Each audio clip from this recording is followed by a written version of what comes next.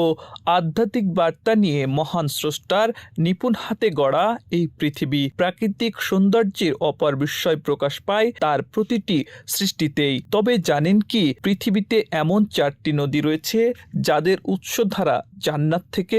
সহিহ মুসলিম শরীফে বর্ণিত এই 4টি নদী পৃথিবীর ভৌগোলিক নিদর্শন। পৃথিবীতে প্রবাহিত 4টি নদী রয়েছে যেগুলো জান্নাতের নদী হিসেবে বর্ণিত: ফোরাত, নীল, সাইহান ও জয়হান।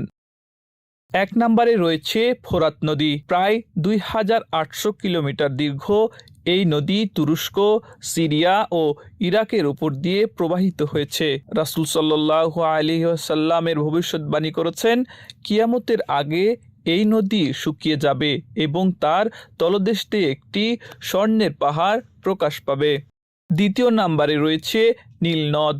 মিশরের ঐতিহ্যবাহী এই নদের সঙ্গে নবী মুসা আলাইহিস সালামের জীবনের সূচনা জড়িত।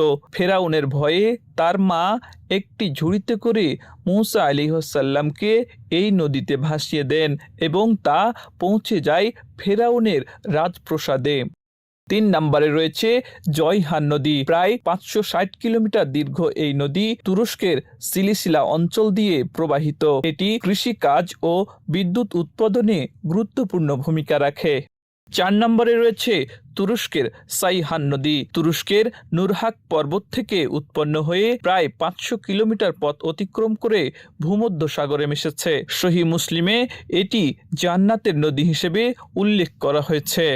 রাসূল সাল্লাল্লাহু আলাইহি ওয়াসাল্লাম বলেছেন, সাইহান, জয়হান, ফোরাত এবং নীল এই 4টি নদী জান্নাতের নদীগুলোর অন্যতম।